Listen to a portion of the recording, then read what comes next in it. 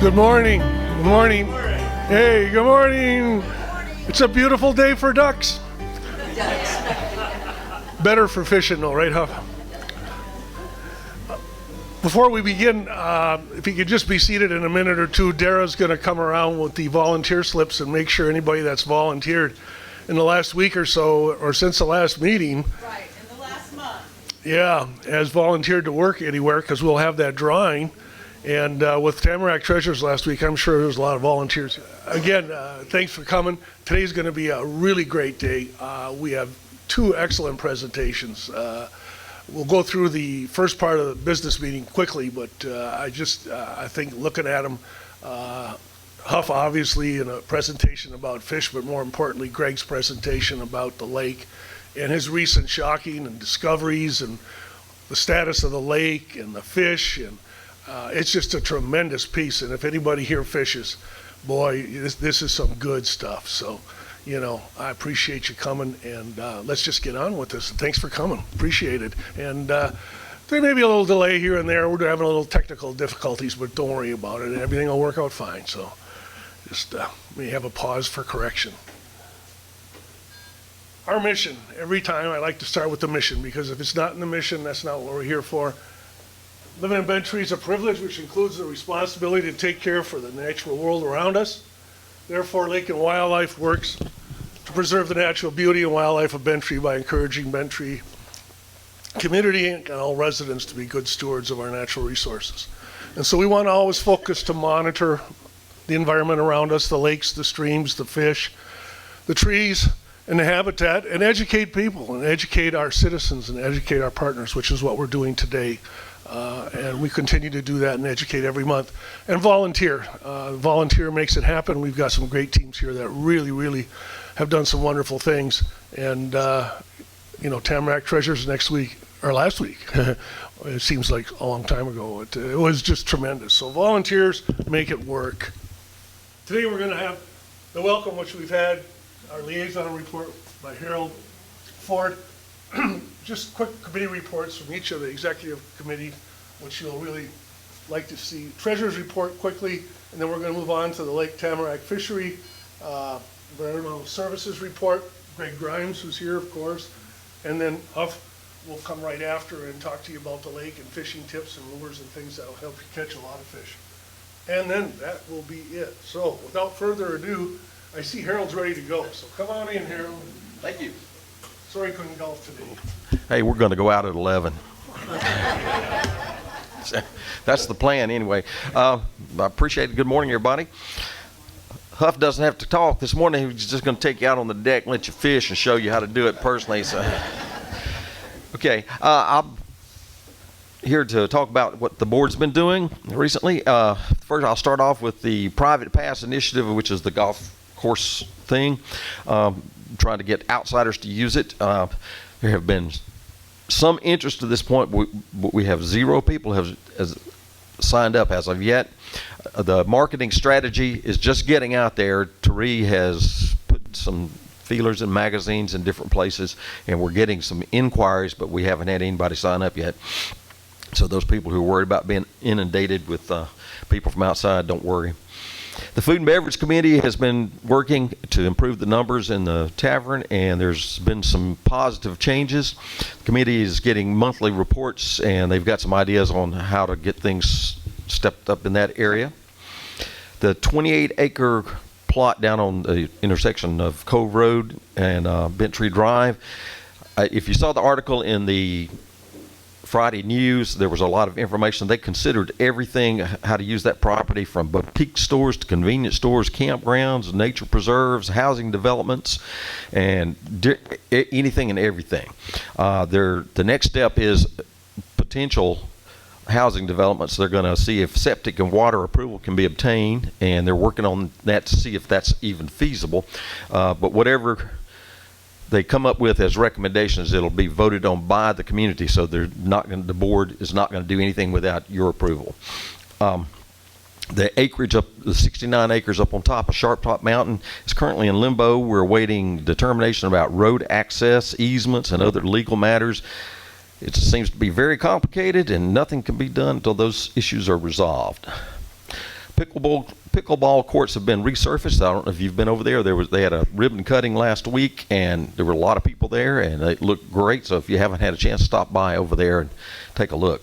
Swimming pool season is here. Maybe not today. But management this year of the pool system will be done in-house. The pool hours are going to be extended daily until 9 p.m. And the pool season is going to be extended by 2 weeks into the fall.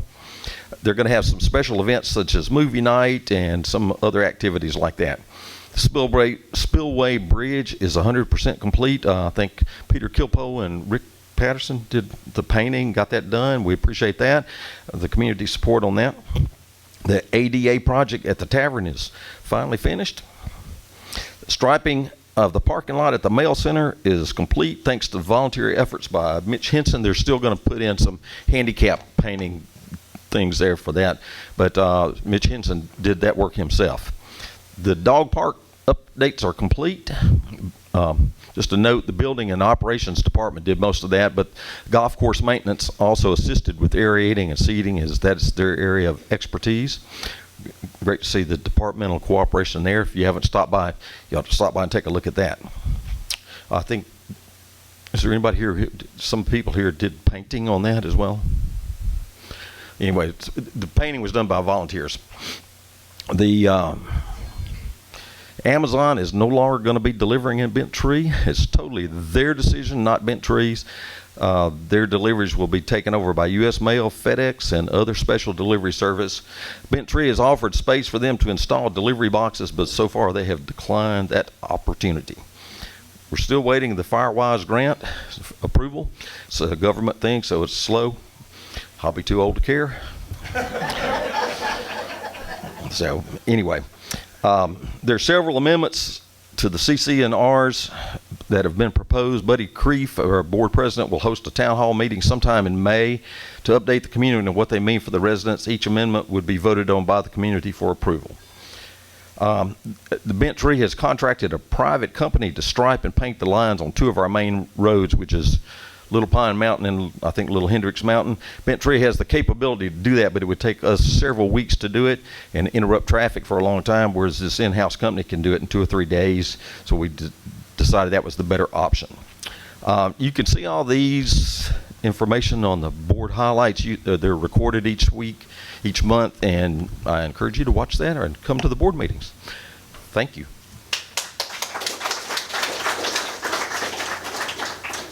Thank you, Harold. Appreciate it. Now we'll just have some quick committee updates from the executive committee. Fundraising, of course, number 1. I know Marietta would like to say a few words. Before I get on to Tamarack Treasures today, we're having some volunteers over at Whispering Springs, and 10% of anything that's sold there comes back to Lake and Wildlife. So it's a great opportunity for a Mother's Day gift if you haven't been over there. They're located just outside the back gate. But onto our Tamarack Treasures. I just can't thank our volunteers enough. We had over 60 volunteers work the event, from Kenny and his great crew that got everything over here in less than 2 hours again on the 2 floors. This was the first year that we had our sale on 2 floors and 3 rooms, and we also partnered with BTAC with the deck concert, and we feel that it went quite well, so we're really appreciative of that. If you volunteered, or if you donated anything, or if you made anything for the event, such as baked goods or anything like that, please raise your hand just so we can give you a round of applause. Thank you very much. Our newest department, Natural Beginnings, is headed up by Dara and Barb Collier, and they're still collecting money. So our total, as of today, we'll have a little drum roll here, and I think, yes, yeah.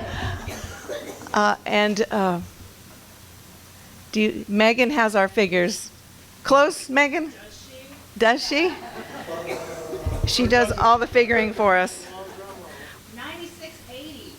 All right, so that's our gross figure. Of course, that's a little bit before taxes, credit cards, and expenses, but still, that's fantastic. Also, plan on the next sale, which will be the second week of November. Thank you all.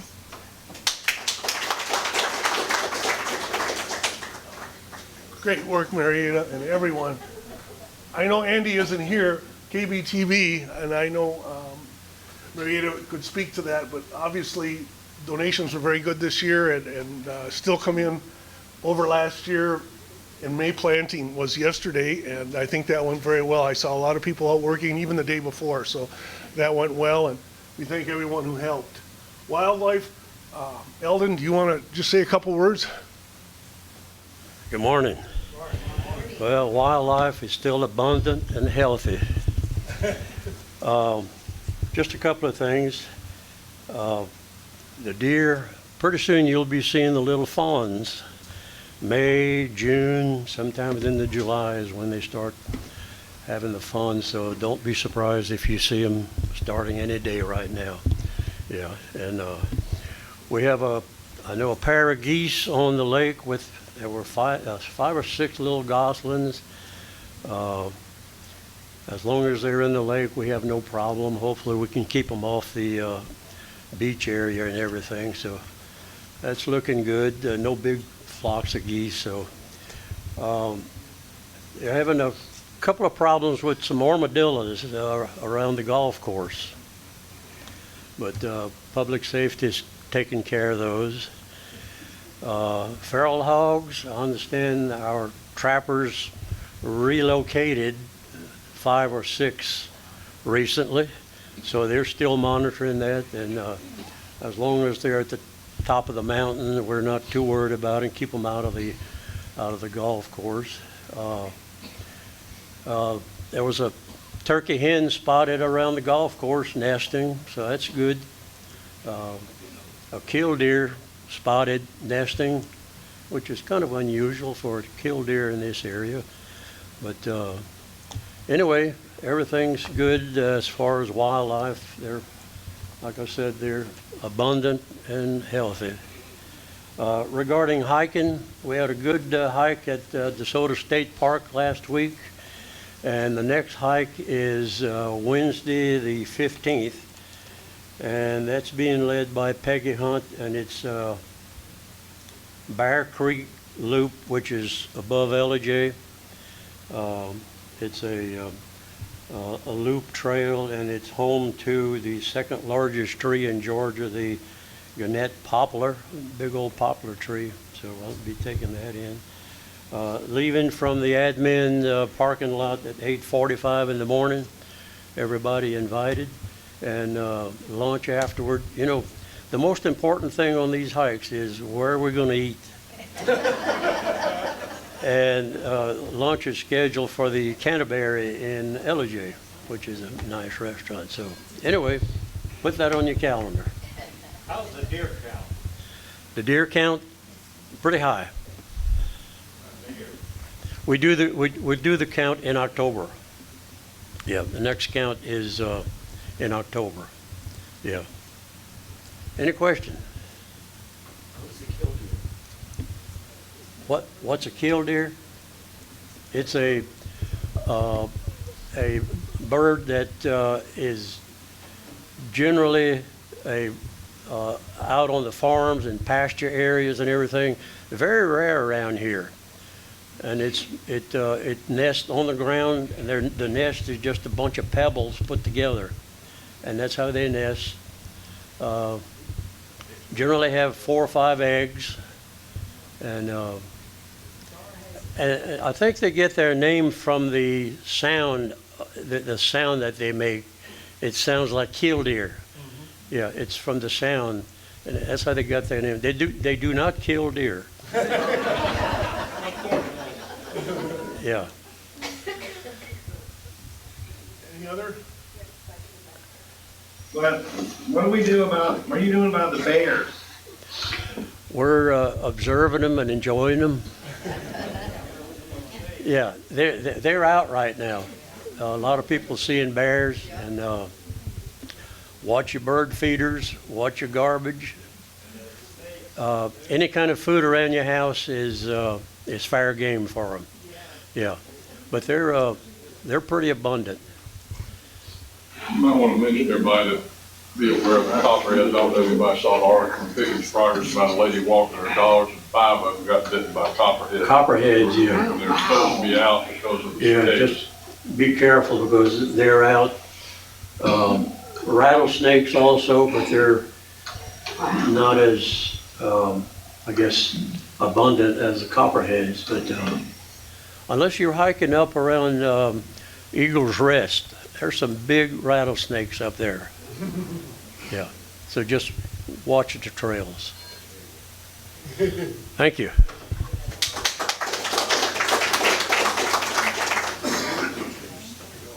Thank you, Ellen.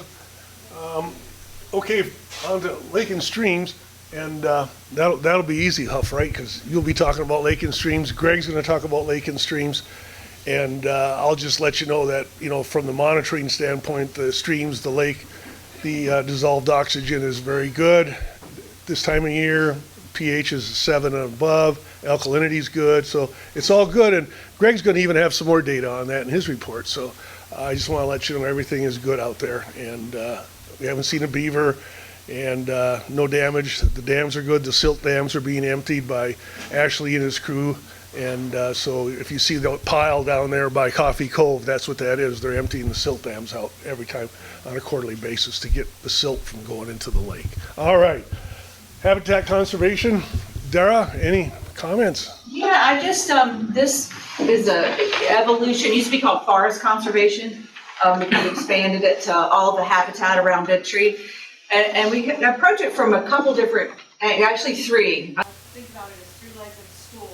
One is to improve growing conditions for plants around, and that's by battling invasives. If anybody is interested in particular invasives that you might see around here, of course, one of the biggest ones is siltgrass, and it's coming up now. If you don't know what that is, if you see this pretty lime green, oh, it looks like baby bamboo, and isn't it wonderful? Then let's talk, because it's not. It shades out the native plants and it keeps the right kind of things from growing. And if you don't eat it, then it benefits nothing. And we're trying to also talk about things like improving sunlight to the ground and how we might do that, because some of the reasons we don't have as much understory as we might like, and we benefit the wildlife is because there's not enough sunlight to the ground. As the trees canopy has matured, a lot of things are shaded out. And we've also been doing a lot with blanketing the community with seeds. Barbara is our Barbara plant seed, Johnny Appleseed kind of person. For people who are interested, we have this concept called habitat yards. So anybody who wants to start native plants in their yard is interested in that. So we've had a lot of really good response to that, like take a corner of your yard, an area, and get some seeds out there, the right kind of plants, and see what happens. So really in strategic areas around the community. Working with the maintenance folks for mowing or maybe minimizing mowing in some strategic areas where it's possible to give things a chance to grow, and also just education. So anybody interested in plants and our habitat, very tightly tied into wildlife, right? This is where they live. So it's providing the right environment for our wildlife to thrive is what habitat conservation is all about. Thanks. Thanks, Dara. Keep up the good work. It's in the vision for sure. Communications, that's Dara works through that again. I think the Friday news is going out every week and you're getting a lot of input. Any other comments, Dara?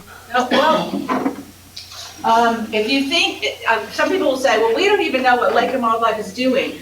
And I have to restrain myself when I hear that. But if anybody has communication ideas, particular articles, methods of communication, ways that you think we could be more engaged with the community and get information out there, please share them. I'm very interested to hear that. We've got the Echo and Friday News and email list. Hopefully, if you're not on it, you've added your email to our list. So any other avenues, let us know. Thank you.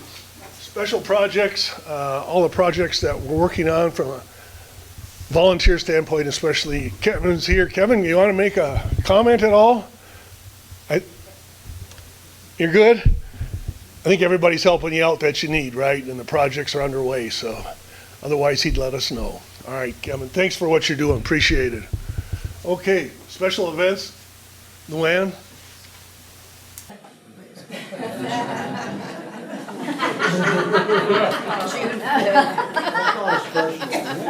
I'm taking every opportunity in front of crowds to remind you, we do have an animal shelter, we have lots of animals ready to adopt, and if you're someone who donated, we really appreciate it. Thank you very much.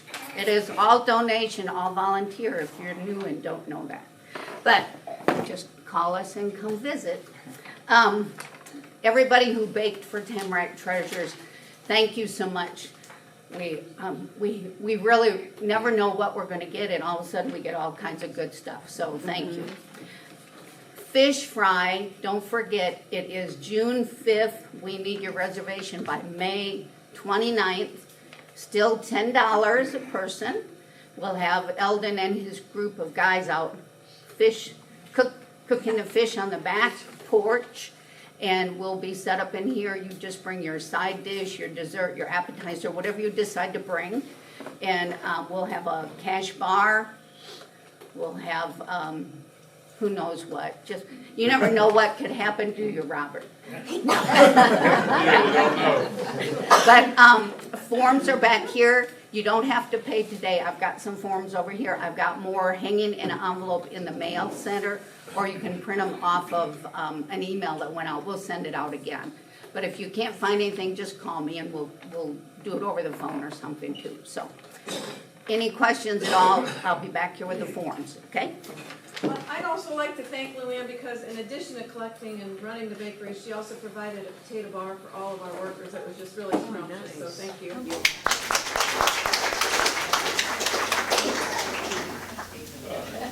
Luann, our walking billboard. There she is. Thanks, Luann. Appreciate it. Trails, Mason, you got a few comments on that? Yeah, we're planning a trail work day on May 18th, and we're going to be stretched out on at least 3 of the trails, Beaver Run, Sally Doss, and Chestnut Cove System, which is several trails in and of itself.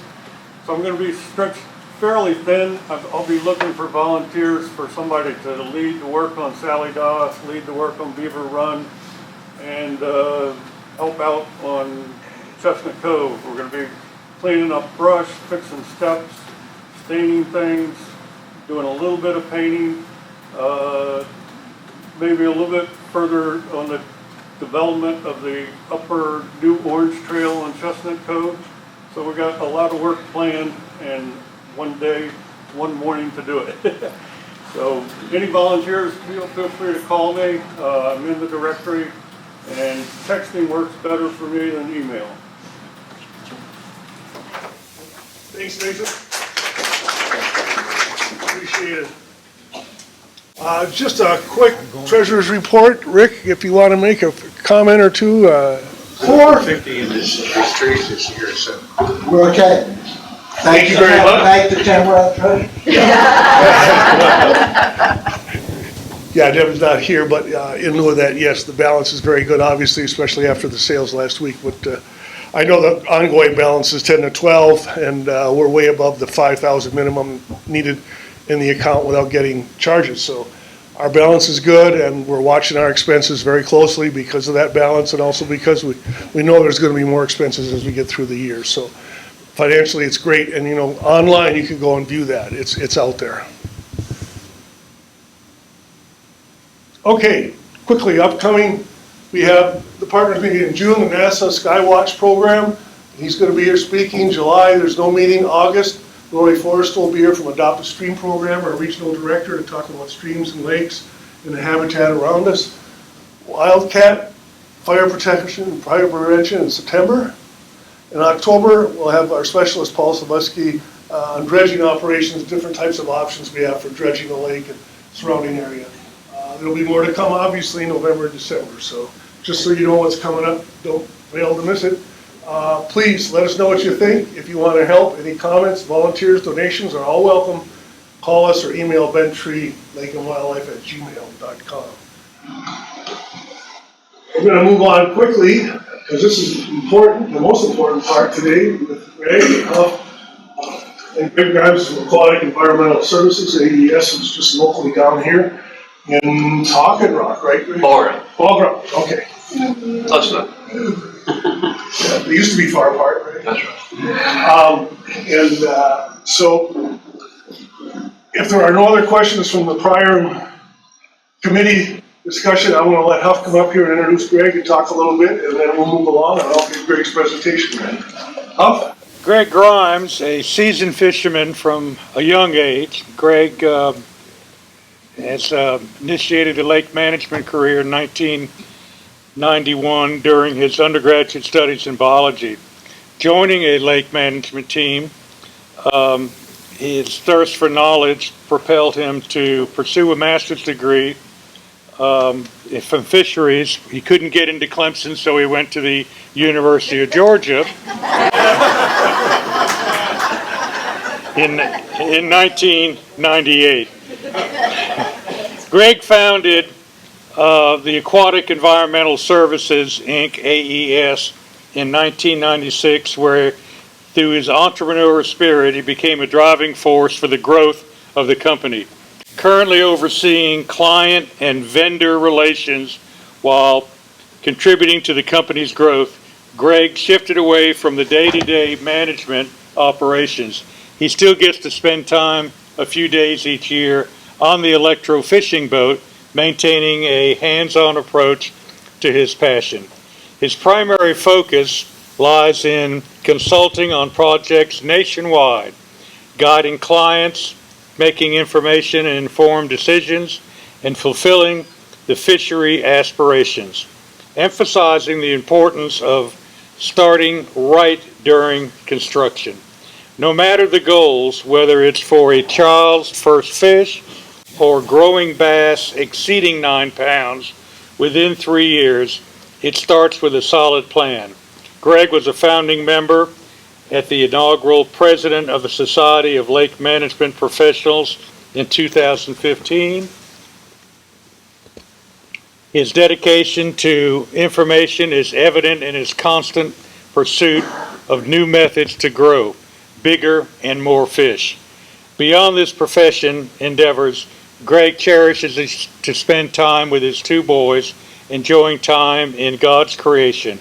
He's proud of the AES team that lives off the company value of excellence, timeless honesty and integrity, creativity and support. AES involves a 14-member team of great, well-educated, experienced, hard-working biologists with office locations in Ball Ground, Georgia. It's my pleasure to introduce Greg Grimes.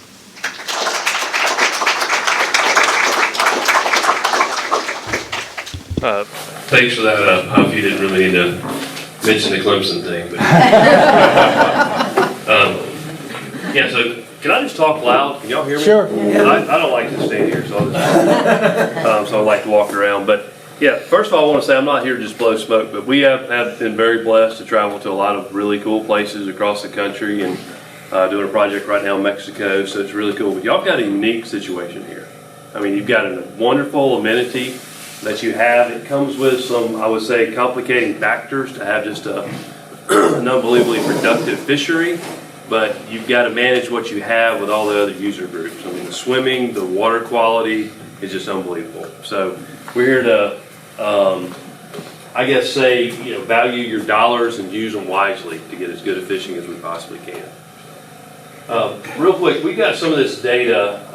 I don't know how, if people want to see the report, can they see that? Sure, I'm going to publish it. Yeah, so you guys will actually see our fishing report, our fishery status report sent out to everybody, so you can really get geeked out on that if you want to fall asleep at night, maybe reading the whole report.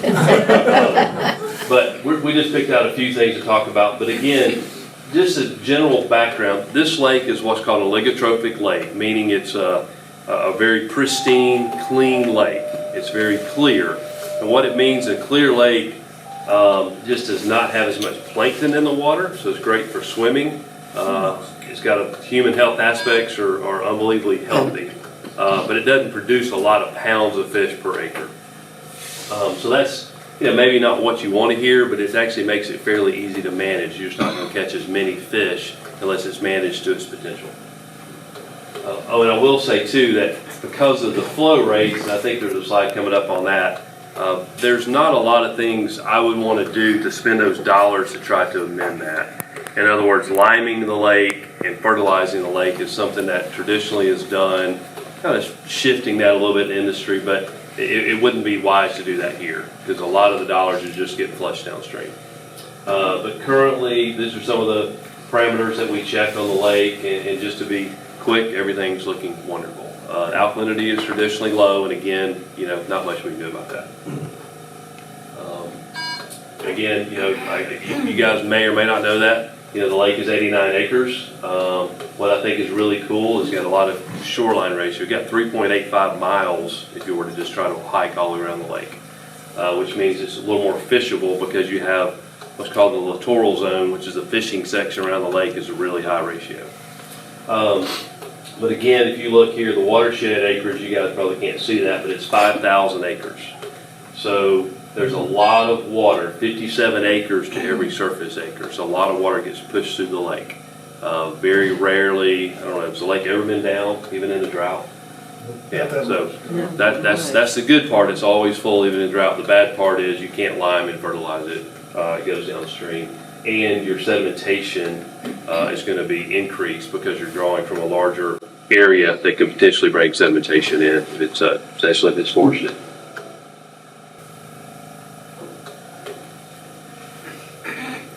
I want to try to go through this presentation fairly quick and hope there's some questions because I always feel like you can learn more from questions than you can just from presenting. But real quick, a lot of what this tells us is we're mainly looking at the forage base, which is bluegill, and bluegill also is a target species, but that's mainly what feeds your bass. And then we're looking at the health of the bass, which tells us that's your target species you're trying to catch, but it tells us what's going on in the lake. Right now, if you see right in here, you get this old school phone. There you go. But right in here, you've got a lot of fish. You've got more fish right in the middle, right? Than you do down here than you do up there. And it's just, I'll come back to the bluegill. So what that means is that they're stunted. In a natural system where there's not a predator dominant system where they can continue to grow, they're just stuck there. I talked to Huff. We're actually going to volunteer to do this, no charge. But we're going to actually age some fish. And what we'll probably see, I'll see if I'm wrong, but I'm going to think I'm right, is that some of these 12-inch fish are going to be 6 or 7 years old. They're just stuck at that size until you can free up some food until they continue to go through that class. On the bluegill, it's actually what you want to see, right in here. 3 and 4 and 4 to 5 inch bluegill. Typically what we see is that size class is missing because those 10 to 12 inch bass eat them. The reason those are there is because y'all's efforts have paid off. You've stocked a lot of bluegill. So we've got them in that target size. I mentioned this too, that there's always a delay. So on the bass status, it's about a year from now from efforts done this year, really almost 18 months from now.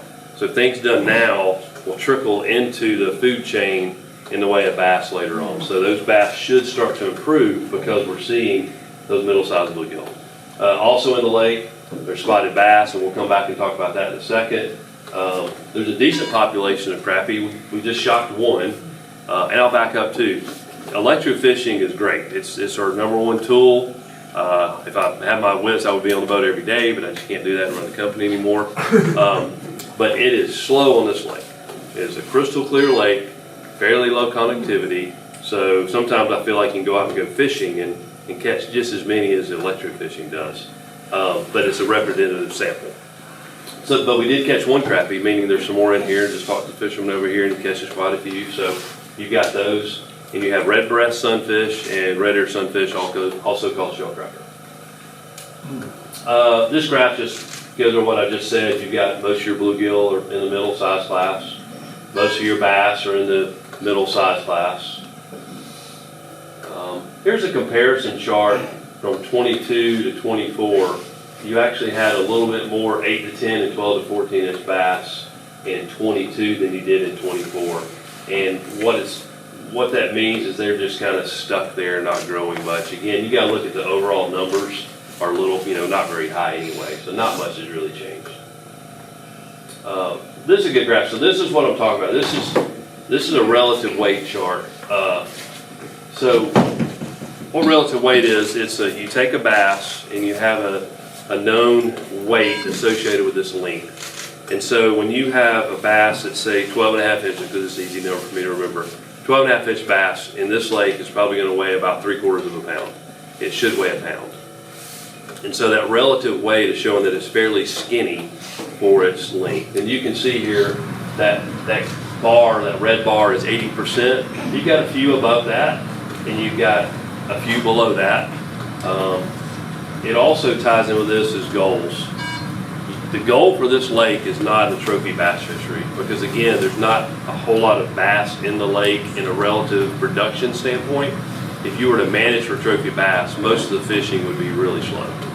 So we're trying to manage for catching a lot of fish. We just need to take a few bass out so that the bass there can continue to grow. And we'll hopefully answer questions on that. This just shows that the overall number of bluegill, even though the size structure is better, is pretty low, and not surprisingly low. Largemouth bass numbers, while you see something that says healthy, those bass numbers are higher than I would want to see in a lake that actually grows overall very few fish. And again, the next graph is the ratio is off.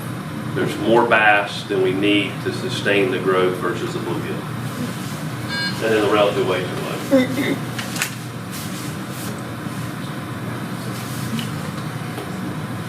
That's Colin, who Huff speaks with quite often. That was the biggest bass we shot that day. And there's some bigger than that out there. We did not want to show this graph at the top because it takes a little bit of explanation because it doesn't look super impressive. So the catch unit, the first part looks pretty good. So in 22, when we did our electrofishing survey versus 24, about 2 years apart, you can see the bluegill numbers went up. That's good. You'll see the bass numbers also went up. That's not really what we really wanted, because again, we wanted to see those be equal, but the bluegill population go up. And then that kind of explains the next graph, which is that the average length actually went down, a little bit. The weight stayed exactly the same, and the relative weight stayed the same.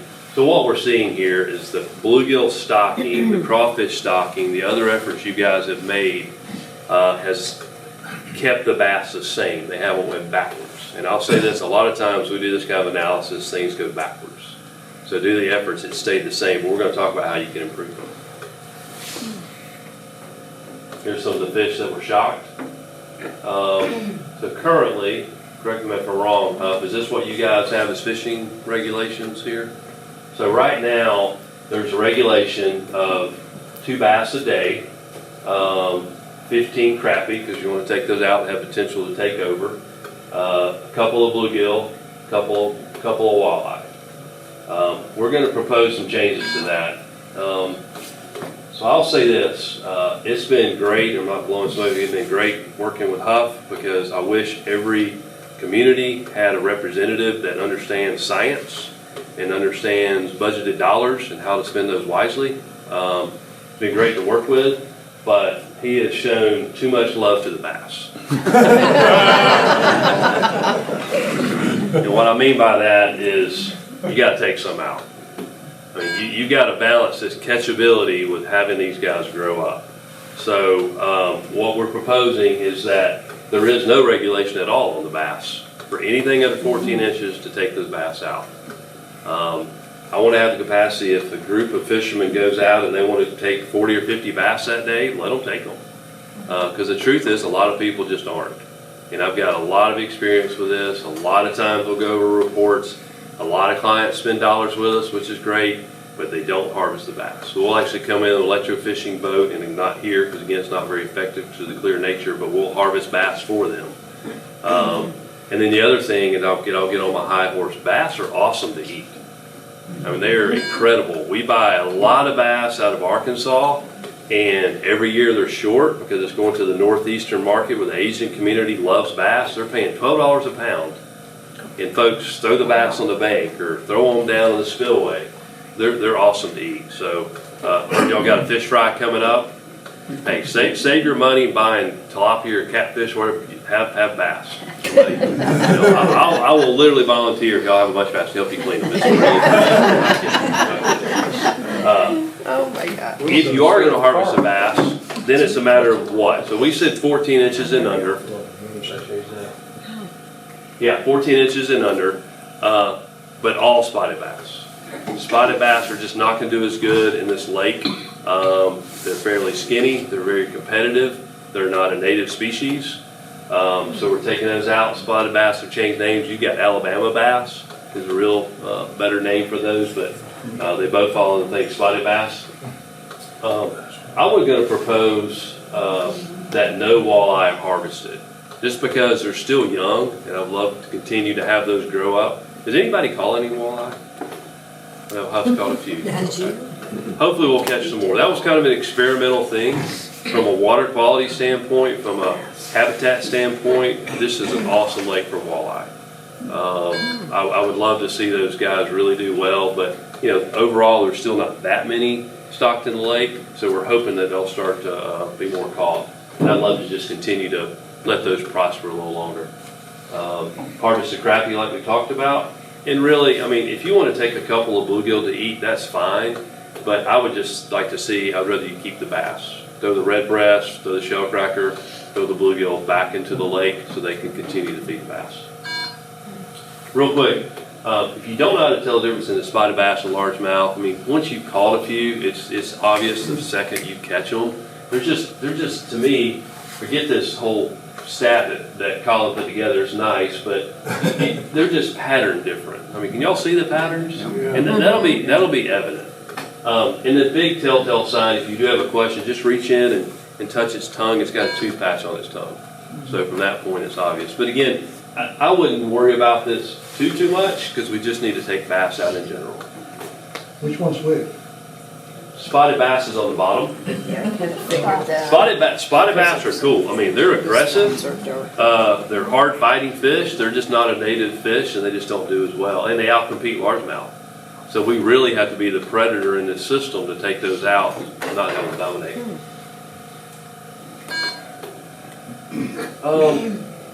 On this graph that's just what we just spoke about. I mean, there's no big difference there.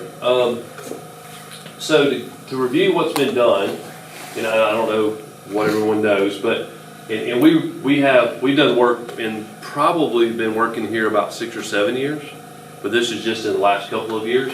So we put in 50,000 4 to 5 inch bluegill back in February of 23, and we put another 20,000 just this last month. We've put 10 fish feeders up on the lake. The big key is that we're using Purina Aquamax feed. Yeah, I'm wearing the shirt right here. And that's something that's controversial too, so I'll talk about that. It's expensive feed. It's $60 a bag or so. But we did our own research years ago, and the feed conversion is 1.8 to 1 versus 4 or 5 to 1 for cheaper feed. So in other words, 1.8 pounds of feed gets 1 pound of fish versus 5 pounds from a cheaper product. So it's worth the dollars to spend on the better quality feed than it is the cheaper food. And then also you've got some other waste issues and things like that. Wouldn't be a problem here, but that better quality feed is cheaper than buying fish from us. You're growing fish much cheaper than buying fish. So I really encourage that, and that's been a great addition to the lake. I know the guys told me they're out doing electrofishing that there was really good feeding response. Y'all know where the feeders are located? Mm-hmm. Okay. And I'd still like to have some more out there. We have put in 5 loads of threadfin shad. I do know that the threadfin took off. There were several people that talked to us about sighting the shad and fish speeding up the shad. We did not shock any shad when we were out here, meaning they didn't make it over the winter time. So now there's going to be some more shad being put in the lake. We stocked a couple 1,000 pounds of crawfish. The big thing with crawfish is that they're probably mostly going to get eaten up pretty quickly. But what we've seen is that by stocking crawfish, which are much cheaper than bluegill, the bluegill population takes off. You're going to have a lot more bluegill surviving because they're eating on the crawfish while they're not eating on the bluegill while they're in the middle of spawning. The bluegill will spawn probably in this lake about 3 or 4 times a year. So during the summer months, they're actively on the nest and spawning, and this is taking pressure off the bluegill. Again, we put in a couple thousand bluegill, 6 to 7 inches back in 23, so still not that long ago. So I'm hoping catch rates continue to increase. And we have done 2 surveys back in 22 and 24. So we just talked about harvest both the largemouth and spotted bass. You guys ever thought about, y'all have any kind of fishing tournaments? That's just something. Haven't yet, yeah. Yeah, that's something I would really look into. Again, I want to compliment this board. It's impressive what you guys are doing. I've got a master's in wildlife too, so some of the stuff you talk about with all the wildlife is impressive to hear that y'all are monitoring that. But some really cool ideas like that is the fish fry, literally introducing people to largemouth bass and saying, man, these really are good. Go out and catch some and clean them. I think it's on the report, not here, but Colin actually had the idea, if y'all have time, to put some cleaning stations somewhere, maybe by the boat ramp. Some little cleaning table to make it easy, because someone's always like, how am I going to clean these fish? I got to go back and, no offense, maybe the wife's not happy that you made a mess in her kitchen. So you can clean those fish right there by the lake and have a way to discard things. That's an idea, but just encourage that. And I think a fishing tournament would be awesome. And it's not a typical fishing tournament. Maybe have a big fish prize, but I would have the tournament, and we've done this at Piedmont Driving Club and some other places have been very successful. But who can harvest the most bass? That's what the goal is. It's not really catching the biggest bass, it's who can harvest the most, and then if you catch the biggest bass, there's a prize for that too. The other big thing we're going to talk about, especially going forward and budgeted dollars year after year, I've just got one back here, this new product called an ugly tree. There's a bunch of different habitats, and you can use natural things too. I know you had mentioned freeing up some sunlight for cutting some trees or some stuff, but if there's trees on the shore that are dying, don't pull them out and haul them off and spend a bunch of, let it fall in the lake. Y'all may think it looks ugly. Fish don't think it looks ugly. They think it's a place to hide. So right now what happens is you've got good spawning substrate. A bluegill can successfully spawn, but when that guy is this big, little tiny one, a bass is coming by and just eating them right away. There's nowhere to hide. So again, looked at the weight of this. A largemouth bass has to eat 115 bluegill this big versus one bluegill that's 4 or 5 inches. So that energy loss and chasing all those little bluegill around is significant. So if you can protect those little bluegill with more hiding places, and all the research shows that you want somewhere between 20 to 30% of the lake in dense habitat for fish to hide in. Right now you've got less than 1%. So if you can add some more habitat for the bluegill to hide in, it's only going to benefit all the fish in the lake and survivability and have more fish to catch. So over time we're going to talk about that, and again, maybe do like a Christmas tree drop. We can offer our barge to come up here and help out, but believe me, your dollars are spent with a lot of volunteers helping lash those together, put them on the blocks. We can then go sink them in strategic places, GPS those locations for fishing, but you can get a lot of Christmas trees for free. Again, we try to do what's best for budget dollars. I do like some artificials because once they're in, they're going to last a lifetime, but just think all that free. Again, talk about annual stocking plan. On the shad, I mentioned to Huff this morning, we're really gonna take time to analyze that next year, because now this will be the second time they're stocked. I would love for threadfin shad to take off here. If they do, it's a huge value proposition, because for the dollar spent on the shad, you're getting a huge return with lots of threadfin shad populations. I'm a little worried here though, because of the clear nature and the lack of plankton, that you're gonna get a lot of shad, and I'm really worried that the shad are gonna survive over the winter time, so you've got long term. So we're gonna evaluate that and then decide is, hey, is this the best use of those budgeted dollars, or there's some other forage we can stock. Again, more feeders. The more feeders you have, the better it's gonna be. Again, from a production standpoint, a cost analysis, if you could lime the lake and increase production, again, maybe the swimmers may not like that anyway, but if you could do that, that's fairly economical if it worked, but you can't. So what is economical is just directly feed the fish. If that pellet lands on the water to get eaten by fish, it's a good value. It sounded like I wasn't aware that you had Paul up here, so we'll skip some of the dredging. We do all that work too, but it sounded like I know Paul and you're taking care of, so we'll, I didn't know you did that. But yeah, there are some areas that need to be considered for dredging, which will only help with fish habitat as well. Good. Other thing we talked about, and this kind of goes hand in hand with the habitat, is this is a great lake for yellow perch too. Great eating fish, great forage for largemouth bass, great, and the number one forage if the walleye were to start to take off, or that becomes a really cool thing.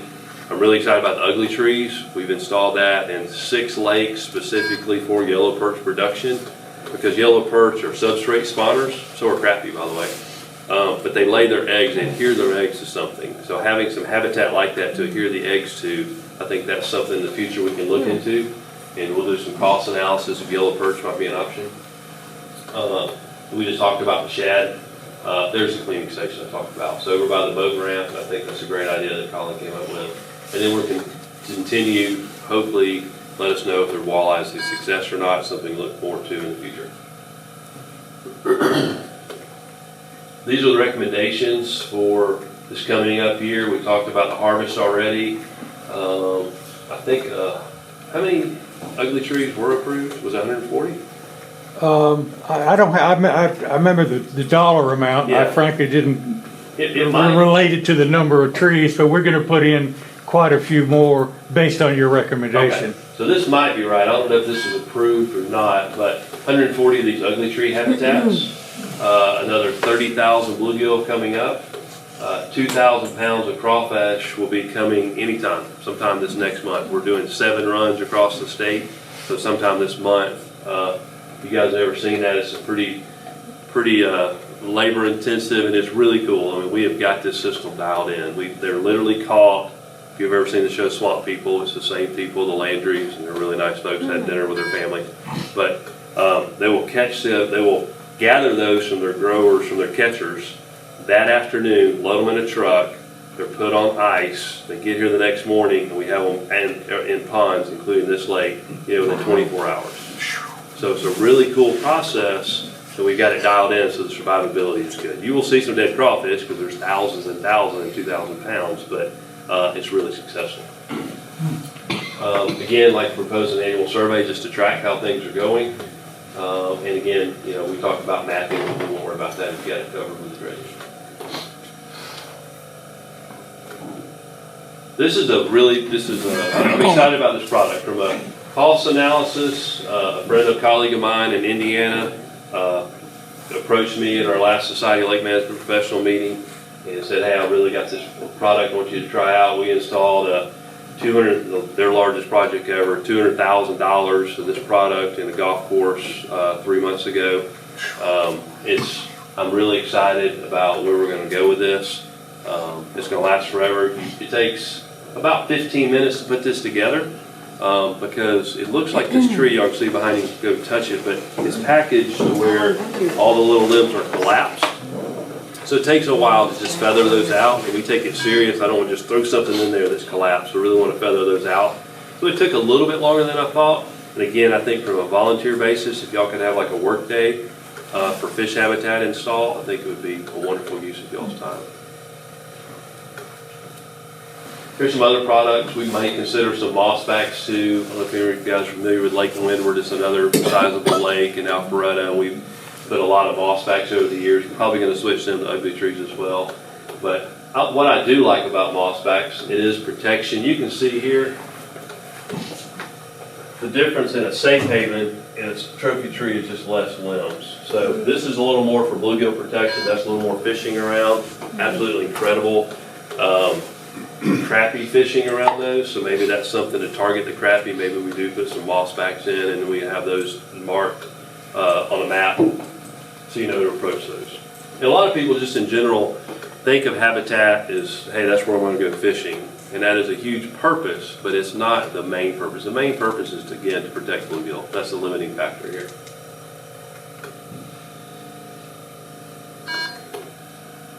This is another new product. I'm actually, on their commercials and all that stuff. If you see it, we help develop it. I will say, I didn't like the pricing they come up with. It's a little pricey. But I do love this pyramid. It helps protect bluegill as well. And again, this is what I've talked about. So this is the barge. And we do quite a bit of this work. Christmas trees, I don't think you can beat them.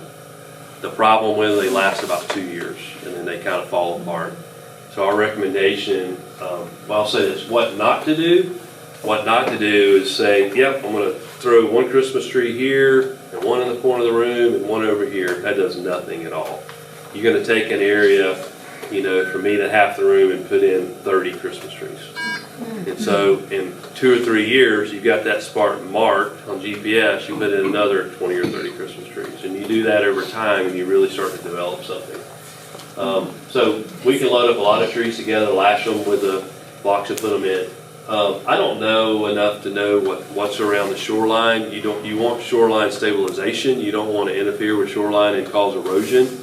But if there's any hazel alders or some other bushes that grow right back, that's what this picture is. I mean, this was literally less than a year. So we cut all of these fell in the lake, and then less than a year we had them growing right back again. So it's just a really quick and easy way to get some littoral zone cover as well, having some shoreline, because those will grow right back. Talked about fish feeding. So those are the feeders. Y'all have the 100-pound capacities? We've got, you've put 2 bags inside. I think Yeah, it's that's a 100 pounds, yeah. Really like that because it's fairly easy. Those 2 bags should last you in the growing season 4 to 6 weeks, depending on how you set the feeder. So it's not too labor intensive that you have to go out and fill those up that often. Right now, I'm glad you mentioned earlier about the grass carp huff. So right now, there's really not any vegetation management because you don't have enough vegetation. And that's part of the issue is prior to us coming on board, another company recommended 5,000 grass carp. Not smart. It solved the problem.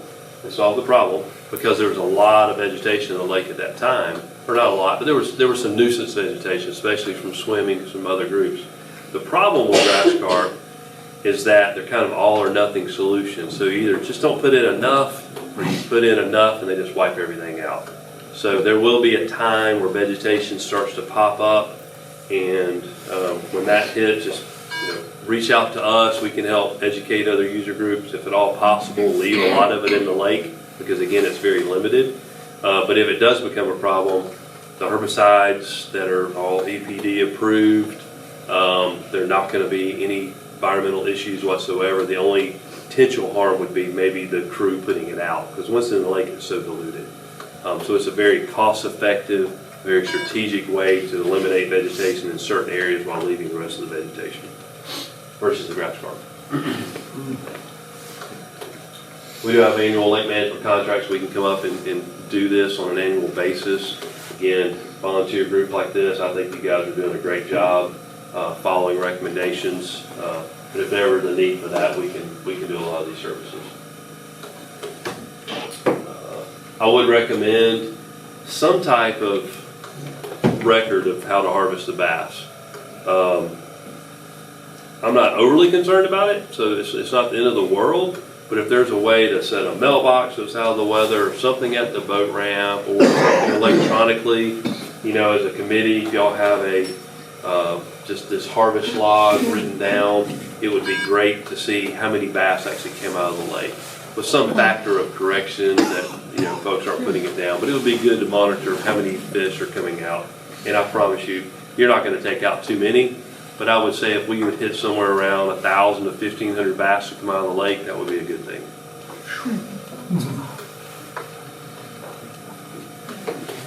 I think that was it. So, did I cover everything you wanted me to cover? Yeah, I know there's some questions. Yeah, so I was going to say, are there any questions?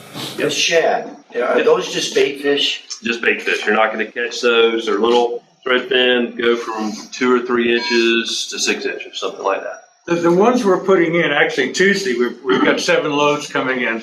These are actually wild shad this year versus nursery shad. We think it's a much better shad than the nursery shad. They call that a Lake Oconee, And this guy that catches them, he's a character, so he's worth meeting alone. But we're putting in seven loads of redfin shad on Tuesday, and it feeds the fish, and so that'll be interesting. They're ready to spawn right now, so that's... Yeah, he says they're spawning right now, so I'm hoping that they'll spawn and reproduce and have that recyclable resource of feeding the fish without us having to spend money each year in doing it. Same thing with the bluegill. It's a renewable resource if they'll do it correctly. I am. No, it's good. Comment and a question. The comment is, if you could, when you start the crawfish, you make sure the huff's not really ate on the way. The question is, we had talked in the past about liming, and obviously it's got a bad flow through the lake, but I always wondered about going to 2 or 3 of the coves that are kind of dead areas and liming the back end to try to get some. Is that worth doing or not? Maybe. I mean, so when we say we're liming the lake, I always say we're not. We're liming the lake bottom. Right. So you got a good point. So if you lime in that strategic area, it's going to settle into the soil. So that immediate area might be a little bit better alkalinity, but it's going to just quit. Even if it's not a huge flow, it's going to just dilute going down to the lake. So I don't know. I mean, from the cost that it's going to take to get there, and again, we lime at a really high rate. I mean, we're in Georgia. So you guys have got a unique situation here. You've got a lot of flow here, but you're not unique in that most lakes in Georgia are very low alkalinity. So even in lakes that don't have a lot of flow, we lime at 6 tons to the acre.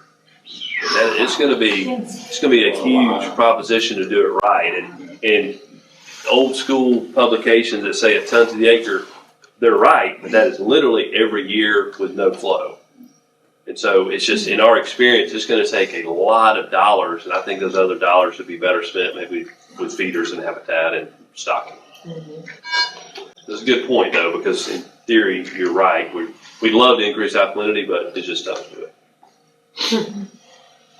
There's been discussion on allowing like minnow fishing. Mm-hmm. What are your thoughts on that? 100% completely fine.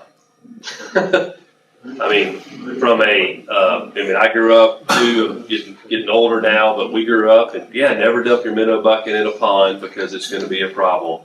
We have literally stocked hundreds and hundreds of pounds of golden shiners in fairly small bodies of water, and we come back a year later, we don't electrofish any. We were trying to get them established. So just the mentality of that is shifted. The possible negative, say if golden shiners were to take off, because that's usually what the minnows are that you're using, would be they're known as egg predators of bass. Again, I would love if they were to limit the recruitment rate of bass, because right now you have too many. So there's really no negative whatsoever. There's not a foreign minnow that you wouldn't want? I know the guys in the bait industry really well. They're fathead minnows, they're golden shiners, they're tuffy, pink tuffy is a variation of fathead minnow. But the truth is, they're just not going to make it. They're just going to get hammered by the bass, just like most of the other stuff that we're going to stock that's not sizable. It would be tough. So the other side of the equation, fishing with that, would be you're fishing with live bait. You could kill the fish that you're trying to catch. So that's a fairly valid point. But again, if you're catching under 14-inch bass, I would encourage taking that out anyway.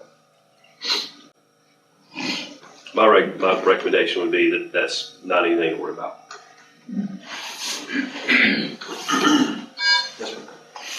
What are your suggestions with the feeders? If you have issues with birds or turtles or things, how can we best avoid that? Yeah, that's tough. That was why I was curious when you were talking about the geese. Has that been a problem? That's a lot of feeders. Yeah. They do. Not a whole lot you can do. We can actually install turtle traps. You guys can catch them. There's a couple of different they call them solar turtle trap options. You guys can make some. And there's just, it floats, and they've got a couple of boards. The turtles sun on them. Instead of turning to go back this way, they just go to the middle, and then they're caught in this little cage. You could pick that cage up and then go take the turtles downstream or somewhere else and all the amenities you have. But that would be a way to take them out of the lake, but there's not much you can use to discourage them. I usually say this, I argue when people say, our fishing is poor because we have turtles. It's not from the turtles. If a fish gets eaten by a turtle, he's sick or dying or deserve it. No, I'm not interested in taking the turtles out. Yeah, I know. Yeah, but you're right. I mean, that's not the target species for that fish food, but yeah, they are going to find the fish food. Sure. Any other questions? Yeah. Last time we dredged, exponentially the grass took over everything. And When we put the grass carpet when in, was that? 8, 9, 10 years ago. 8, 9, yeah. Okay. So there should be dying. Y'all still see many grass carpets? Grass carpet. Very few left. They're about to expire because their lifespans. And they probably did their job well, you know. But talk about doing it again to The dredging. It's going to do it again. It's I wouldn't say just. inevitable, I think. So, are you trying to say that when you're dredging, you're going to have grass? That's interesting. I wouldn't expect it. I don't know what the dynamic was then, because as you're dredging, you should be getting the lake deeper. So it should deter grass from growing in those areas that are deeper. If it does grow a little bit of grass in there, again, I would love for that from the fish habitat standpoint, but that's something that we could monitor, or Paul's group, they can monitor that. But that is something common, and I know it's a lot of dollars for dredging, but we did see when we were looking at it, it is something that I would recommend doing. But no, we can help be aware of there becomes a grass issue, we can definitely talk about it. Greg, if I understand correctly, that you can actually now use the EPA-approved herbicide in drinking water reservoirs. We do. We treat all of Carrollton's water routinely, and they're pulling water out of it right away, and it's monitored, and it's such a low amount, it's completely safe. Right, so that would be a better alternative than the grass carp. Correct. There you go. Yeah. Absolutely. Yeah, we saw a lot of grass carp, but you know, if we did do grass carp, it'd be a really low number. But again, it would have to be a lot of vegetation before I would consider grass carp, because to Huff's point, you could just treat it in that one little isolated area a whole lot more effectively and completely safe. I want to make a comment about the Christmas trees if I can. I'm not a big, I don't really. You want to stand up so they can hear you? No, okay. I don't care that much about the Christmas trees, and the reason I don't is that they last 2 years. Yeah. And then what do you have? You got some sticks that are not thick enough to really protect the fish, but certainly thick enough to take your lures. And so these artificial trees that are here, I think are much better. They last forever, and they'll that's only 2 sections of a 3-section tree. So I'm much more in favor of the last forever artificial trees. That's not an expensive habitat structure. We have now in the lake what we call honey holes, or what was the other one you were talking about? The mossbacks. We have 38 of those in the lake now. And I've got a difference of opinion on the acreage. Colin told me 110 acres. Now it's 89. I think it's more 110. It's always been the acreage. It sounds better. Yeah, bigger's better. But in any regard, 38 habitat structures sounds like a lot. It's nothing for this lake. We've got to add substantial more habitat structures to protect the little fish, let the fish lay the eggs on there, and create the weed structure that's not going to be there. And so I think we're going to move. I recommend moving away from the Christmas trees and putting in a lifetime worth of effort. That's just my opinion. What's the cost of that tree? Good. Yeah, it's not expensive. What is it? You're going to ask me that. I'm going to guess here $125. No. Nothing near there. You don't think so? No. I think for that one tree? No. No, I forget what it is, but it's. Maybe we gave you a good deal, Huff. No, you know I'm going to get a good deal. But no, it's much less than that. I can't remember what it is, but one of those for Christmas this year. in the lake. Put them in the lake. Leave the ornaments. Leave the ornaments on them when you drop them. And I say much go around the lake and look at. It's much less than the dive, cut them and let them fall in the lake. Say it again. Would it be practical to go around the lake and find? That's what I was trying to get at. That's something that y'all need to talk about as a committee, but if there's some invasive trees, if there's some trees that are already dying, I definitely recommend that. Because again, you mentioned about sunlight to the forest floor. You're speaking my language on that. It's gonna grow some other plants that's needed with the overpopulation of deer, but yeah, I would definitely recommend some trees being felled is something that's really good. Again, to Huff's point, it's only gonna last a short amount of time, but it's really productive when it does last. Yeah, true. Yes. What about broken? Same concept. They're all only going to last a certain amount of time with that dense capacity. They're going to last longer from a fishing standpoint, but yeah, especially Christmas tree, they're going to just hang your lure up. So a bigger limb you can run, and Huff will talk about techniques, but you can run a spinner bait or something around a tree limb a lot better than all these other little limbs.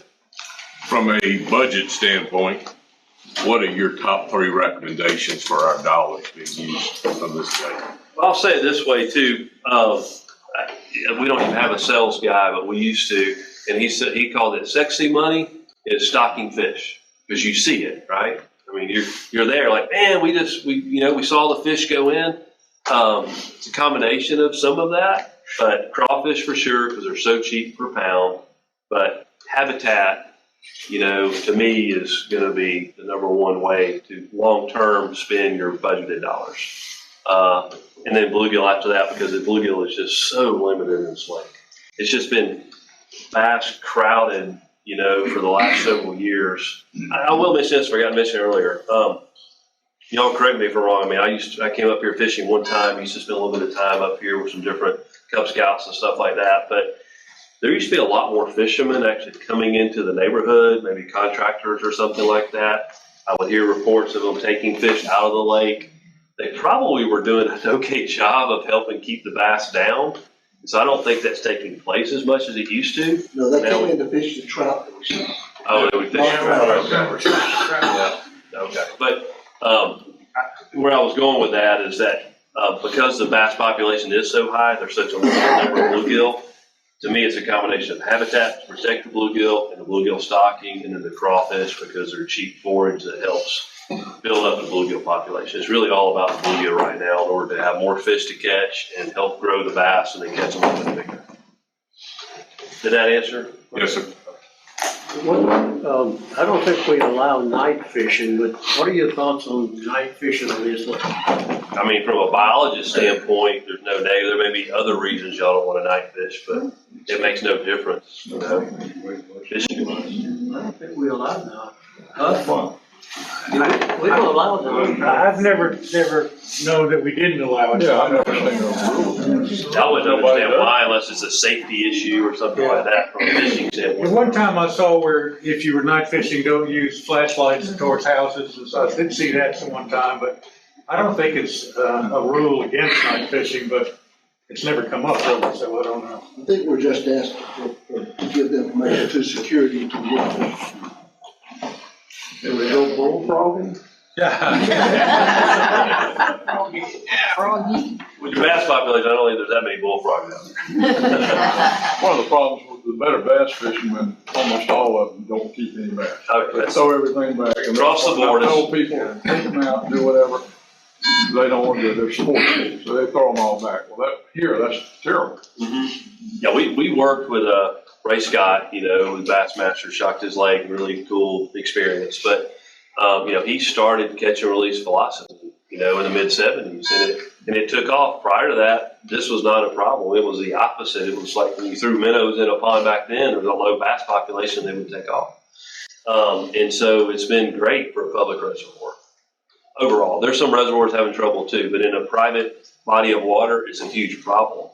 I mean, we talk about the industry, it is the number one problem we have, and it's all about goals. I mean, you've got to balance catchability with growth of bass. Right now, the catchability is really good, but it's really good for 10-inch bass. I would love for it to be really good for 14-inch bass. That's a lot more fun. And then guess what? That's going to allow more bluegill to survive, so kids and grandkids and, folks that are busy in the lake that are novice fishermen go catch more bluegill. By taking those bass out, you're growing more bluegill. So you're exactly right. It's a huge problem, and it's not unique to here, but it's something that I love to try to get word out, take the bass out and flay them and eat them. The price of crawfish this year, eating was 4 or 5 times what it was last year. How about on the bait crawfish? What's happening to the price? We're treating our price is exactly the same. I have been in panic mode. I mean, I'll just tell you, it's about a $280,000 revenue stream for us, and up till about 3 weeks ago, my price was higher than I was selling them to you guys. But a couple of weeks ago, the demand has went down after Lent and after Mardi Gras goes away. The demand goes down and the supply starts to dwindle. They're good right now. Mr. Landry told me. People like that. Yeah. So I have, just to be honest with you, I'm paying 15 cents more a pound. I was paying $2 more a pound. So I'm really close to what it was last year, so we're maintaining the same price. Yeah, and we've locked in our price for the crawfish at this low price, so yeah, we're good to go. Yeah. But you're right, I was panicked. Any other questions? Because we've got to move on, I know, and Greg's got family and all, so. Any other questions? Greg, thank you very much.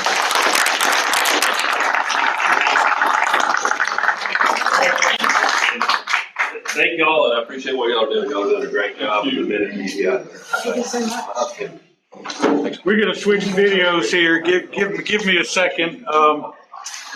People get nervous when they hand me a microphone because I have a tendency to go on and go on, as you know. But we're going to break for lunch sometime in the middle of my speech. Pass on menus and all.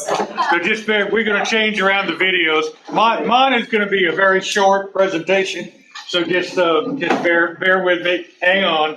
I've got some interesting things to tell you about how we're catching fish, what fish that we have been taking out, and obviously we're going to change our regulations to fit what Greg said. So are you ready? We're ready. How about that? Yeah. First of all, what a great speaker Greg Grimes was. He's got a terrific background. His company has been absolutely on top of this lake. I'm so impressed with working with him. And he took me to school today because we have not taken the bass out that we need to take. So I can assure you that I'm going to take new recommendations based on his recommendations to our committee, Lake and Stream Committee, and change the regulations to increase the bass being taken out. Now, before I start, I want to give credit where credit is due. What I've learned about fishing on Lake Tamarack has been from people who have fished here quite a bit and are good fishermen. Peter Kilpo, so I'm going to start off with Peter. He has a great background on the lake and lake management. I've got a huge manual that he produced. It gave me a background on the lake when I first came here that really made me understand Lake Tamarack better. So I've got to give Peter credit. We've got some really good fishermen here at Bent Tree. Gerald Hunter, he's taught me a lot about worm fishing. We've got Jeremy Sloan back here who caught that 8-pound bass recently. You saw that I published. He's a very good fisherman. We've got Wade Norton, who is not here today, but he's taught me a lot about fishing with different lures. We've got Shane Butler, who works in our security department here. He taught me about the Ned rig, about the Demiki rig. We've got a guy here called Randy White, who y'all probably don't know because he just doesn't come to anything but fishes. And he taught me about the floating fluke. So what knowledge that I have about catching fish is derived from the people here before me. Eldon Bonnet, 25 years of fishing the lake. So I'm passing on the knowledge that I've learned from them rather than what I brought here. I've learned the 2 or 3 years that I've been here. Now, I'm starting it off just to tell you that I ripped off this picture from somebody, I don't know who, but I had to show it because I don't care if I catch a fish or not. We are so lucky to have this 110-acre lake here. Whether you catch a fish or not, whether you're swimming, kayaking, paddleboarding, I saw two ladies the other day with golden retrievers on the front of their paddleboarding. I mean, it's an exquisite experience to be on the lake. And I just want y'all to understand that it's not all about fishing. It's about Lake Tamarack, our number one amenity here at Bent Tree. So here's a fish feeder. Now these fish feeders are remarkable. Solar powered batteries. They're cycled digitally on time, and we set them based on the recommendations of Greg and his company. We're very careful about not overfeeding, and what we mean by that is the feeders go off during the warm time of the season, April through October.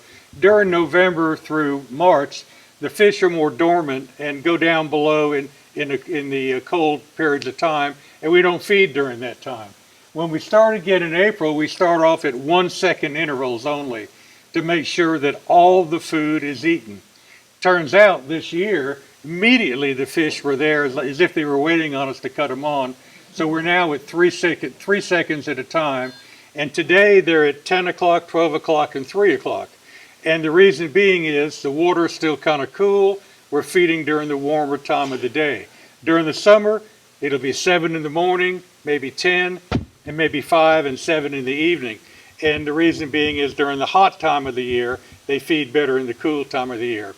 But we make sure we feed the very best food, and we make sure that each feeder only supplies enough food to be eaten at that time by the fish, so there's no excess food left in the lake. I frankly kind of think it's pretty neat to see the wood ducks coming, the little wood ducks coming, even the turtles and so forth. To be able to feed other wildlife besides fish, it's inexpensive, and why not? It's just kind of wonderful to see it. So these feeders are really have been a wonderful asset here to the lake at Lake Tamarack. And I want to give a little plug in if I can. The 8 feeders that we have on the lake have all been purchased by individuals as donations. And the donations are made available thanks to the Bent Tree Foundation. The Bent Tree Foundation has supported the improvements to the fishery in the lake as an improvement here to Bent Tree. So if you wanted to sponsor a feeder, you don't have to be on the lake. You can sponsor a feeder. We'll put it in green space where you can actually access it yourself. We'll set it up. We'll provide the feed for you, and a donation of $1,500 to the Bent Tree Foundation, tax deductible, gets a feeder in your name. So at the end of this little presentation, I'm going to be at the back table showing different lures that have had some success here in the lake, and I look forward to having some of you sign up to adopt a feeder. So please give that some consideration. All right, now, this is a feeder getting ready to go off. Whoop, there it goes. I was going to point out to you that I don't know how this works, but the fish stage at the feeder 5 minutes before it goes off. I don't know how they do it. I really don't. The wood ducks do the same thing, but this is a very typical feeder here. This is at Kevin O'Brien's house, and I don't know, 50, 60 fish there. The interesting thing about the feeders is it starts off with a fan to blow out any food that might be left. Then it feeds, and then it ends up with a fan to get rid of any food that might be stuck in there. And it keeps the bears away and the raccoons and so forth. We've only had one bear problem on a feeder, and we were able to take care of that by putting a sound thing on the feeder, and it worked real well. But there's a good example of, I'm gonna just give you that again. Look at the fish waiting, right there, right here.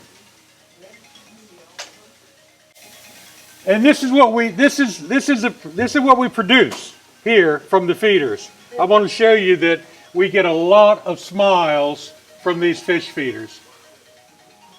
Huh? How about that? This just happens to be Madeline and my granddaughter hand feeding the fish breadcrumbs. And that's Paul Phillips' little granddaughter. So this is what it produces. This is Harold Ford's granddaughter, first fish she ever caught. Harold was telling her a little bit about the work we were doing. She said, well, Huff must be a lakeologist. Well, that's what, it's not just me. This team that we've put together of many people that have worked on this lake together have put together the habitat structures, have gone out in their boats to help us. It's a huge team of volunteers. Here's some fish coming in that we're stocking. This was last year. This was bluegill that came in, 30,000 bluegill. 6:30 in the morning. Pardon me? 6 in the morning. 6 in the morning. Well, you know. And here they are coming in the lake. And there's a little closer shot of them coming in the lake. These were a 5-inch bluegill. We two weeks ago, we put an additional 21,700 5-inch bluegill in the lake. It's very hard to get the large bluegill. You have to, you know, thanks to Greg, they put us in line to make sure we get the big bluegill now. And so we want not only as a food source for the bass, but also we want them to spawn, to reproduce, and have that renewable resource for the fish. Here's the crawfish coming in. I think a bag might have fallen off the truck, and I saved it here. So anyhow, just send me a bill. No problem. There's some walleye we're stocked. Now, that I have to tell you, that's the biggest one of the group, but we had to show you that. But most of the walleye were, I would guess, 8 to 10 inches. That's probably a 12 to 14 inch walleye. But we stocked a couple thousand of those. Greg is, as you can tell, is really big on it. I think it's still kind of an experiment, but he thinks our lake is perfect for walleye. The question is, will they spawn? We just don't know. If they don't spawn, they're going to grow like this, and we'll catch them. So right now, they're not that easy to catch. I can see them on my sonar. I know where they are. They're a little finicky, but the bigger they get, the more they have to eat, and the more catchable they'll become. Now, in terms of the different between spotted bass and is this the thing here? Between spotted bass and largemouth, I'm a believer in taking out. What happened here? I'm a believer in taking out the spotted bass if possible. Huh? Yeah, thank you. Good. I'm a believer in taking out the spotted bass versus the largemouth, only because, number one, largemouth grow bigger. Number two, this is not, a spotted bass is not a natural fish for this lake, and they outcompete the largemouth bass. They're great eating, both of them are, but the spotted bass may be, in my opinion, a little bit better. But look at the difference. You see the big lateral line here? That's a spotted bass. You see this very little lateral line here? There's a largemouth bass. The spotted bass jaw ends about where the eye is or not beyond. The largemouth bass jaw ends quite a bit further. So if you're, it'd be interesting when you're catching fish and removing them to remove the spotted bass. Now, I don't think y'all are going to be able to see this. This is a picture I took of a spotted bass. You see the arrow? Right here is a spot. Well, every spotted bass has a spot on the tongue. I didn't know it. Wade Norton taught me that, and I've looked at everyone. And the fun thing to do is when you catch a bass in the lake is to look in their throat. You'd be surprised the stuff we found in the bass's throats. Crawfish, bluegill, lures, yet they're still biting at the same time. So it's kind of fun to look and they're cannibals. There's a little spotted bass that got spit out of a big spotted bass we caught. All right, fishing limits. We're gonna change this based on his regulation. We've got to take a lot more bass out. Now, I will tell you, Jeremy, who's here for the first time, so glad to have him, Wade Norton, and myself, we have been taking spotted bass out. We've probably taken 100 spotted bass out this year. Greg wants us to take 1,000. That's a lot of fish to take out. So we're going to try to encourage that if we can. here's some different lures, and I've got a table set up in the back, and at the end of this presentation, which is shortly coming, I'm gonna sit back there and talk to you about different lures. This is a rig with a little bit of weight here at the end, and using it like that, it's called a Nico rig. There's a crawfish bait that I use. That's they call a jerk bait. There's a floating tube. Here's some of the shocking that we did the other day on the lake, just to give you some pictures of what we went through when we were shocking. Now, I didn't show his face, and I didn't show the background of where he caught that fish, but newcomer Mr. Jeremy Sloan is right here today. That was an 8-pound bass caught a few weeks ago. So there are big bass in that lake. Now, just want to let you know, every family's got one. So anyhow, we on July the 2nd, we are sponsoring a Fishing with Huff Day, where we're taking 6 or 7 kids fishing in the lake during Youth Week. Jeremy is going to be one of our people. Kevin Griffin, who's new today, is going to be one of our captains. We've got 6. Gerald Hunter's going to be one of our captains. Eldon Bonnett's going to be one of our captains. I've got 6 or 7 or 8 lined up to take kids fishing. We're going to take them out at 9 o'clock. We're going to fish for 2 hours, which is about their attention span, I think. And we're going to bring the fish back. Gerald's going to teach them how to clean the fish, and Eldon's going to teach them how to fry them. And for the kids, the captains, and the parents and grandparents who come to pick them up, we're going to have a fish fry. So that's on July the 2nd. So I want to thank the captains that are here today for participating in that.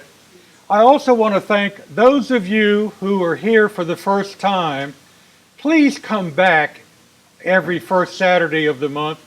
We don't always talk about fishing, but what we do talk about is interesting to anybody who loves the outdoors and likes to fish. So if there's no, let me offer any questions you have, and then I'm going to sit in the back and talk about what lures we have and so forth, and sign up those of you who will volunteer to make a donation to the Bent Tree Foundation to buy a feeder this year. So open for questions. You gonna stay back there all day? Not all day. Listen, I'll keep talking if you want me to. Are there any questions? I just had a quick comment about the spotted bass versus the largemouth bass. A lot of our largemouth bass, as you can see from the pictures, are beautiful and have like distinctive lateral lines. So as Huff mentioned, the spot on the tongue of the spotted bass, if you just rub that, Greg said teeth, but it kind of just feels like a cat's tongue or sandpaper. Yeah. Whereas a largemouth, you touch its tongue, it'll be smooth, like soft skin. So if you're interested in telling the difference, sometimes looking at them is hard. I know me and Wade were fishing a few weeks ago, and we caught one and put it in a basket thinking it was spot. And then a few hours later, brought it out and realized it was a largemouth. Because they can look very similar even though they're distinctive, but if you rub the tongue and you feel anything, that's a spotted bass. And they are, besides maybe a crappie and a walleye, I think the best freshwater fish. Maybe not a trout, trout's delicious, but as far as like a easily accessible and easy to catch in this lake, you're gonna catch a lot more spots, and they're one of the most delicious freshwater fish. Good. Any other comments or questions? I was just thinking about the people that like to catch and release. Why not ask them just to cut a gill, throw it back, food for the crawfish? Do you want to cut the gills and kill them and throw them back in? Yeah, that's food for the crawfish. I don't, maybe for the catfish, I just don't know if that's the right, I have a hard time killing something you don't eat. Throwing them up on the bank, well, you're going to attract bears, I just don't know. What I'm going to try to do is I'm going to start, I've put a lot of fish in the golf course ponds. I'm going to, if nothing else, take them to the spillway, put them over the waterfall. That water source goes all the way to Alabama. So if nothing else, but I'm guilty of catching and releasing fish, if there's such a thing as being guilty. I'm gonna start keeping all the bass we catch. And we've been catching lately 25 to 35 bass a day, you know, so it's, but there are too many little bass in there. I'm gonna make an effort if we can. We'll change the regulations if the committee will let us do so. So, yes, sir. There's a high school bass fishing club. Maybe we ought to consider having them come in one day and do a fishing tournament and keep all the fish. Yeah, I have no problem with that. I have a little concern about the cleaning area, to clean fish. So where are you gonna put the guts and the skin and the head and all that? Don't take them home, clean them at their house. Not everybody has a wife like I do that cleans fish for me, so.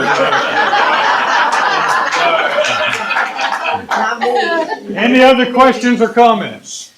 About a cleaning table by the spillway where they could go down the street. Maybe, that's not a bad idea. Yeah. I don't think make that durable though against bears. Did I see a hand back here? Yeah, I don't know how easy it is to set up this, but as you mentioned for the high school bass club to come in and harvest fish, I know that some tournaments on like public lakes like Lake Altoona and stuff, they'll keep all the fish from a tournament and then give them to the homeless. So if we wanted to get rid of fish and then also do something with them besides throwing them away, that's an option. I don't know how easy or accessible that is to set up. I think that's a good idea. We don't have enough fishermen here to take enough fish out of the lake, I don't think. So we need to do something more, but I don't want to open the gates up to the outside coming into the lake again, of course. We had a problem with that earlier. Any other comments? We don't spend enough time fishing. Any other questions? Yes. Ma'am? You're talking about doing these cleaning tables, which I think is an excellent idea, because I don't want it in my house. Put bear cans next to them. Anything that's going throwing out, put it in the bear can, you know, the lids that bears can't get in them. I think you could probably buy those and not have to rent them. Well, it just means that someone's got to come and take the garbage out of the cans, all that and so forth. There's a way to do it. I just don't know. That's not a bad idea. I just don't know the right way to do it. Anything else? Yeah. Do I see somebody back here? I can't see back there. It's got yeah. Is that it? Okay. I'll be sitting at the back of the table. Come give me your name and email so we can make a donation to the Bent Tree Foundation. And thank y'all for coming out in the rain. Just remember, you test. How did you even get hooked on a tree? I've hooked a lot of them on trees. That's all I can tell you. You've got to, you know, like I don't throw this too close to the trees, period. I just throw it out in the deeper water because, or else I've lost too many of those. Right. And most of the time when I've been fishing, I'm usually trying to Well, the plastic worms have been the most successful.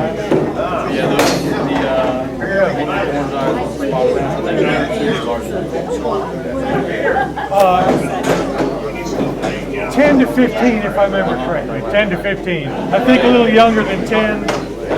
You know, and if someone showed up with an 8-year-old, it would probably work too. So, but I just want to make them mature enough so that they can learn something.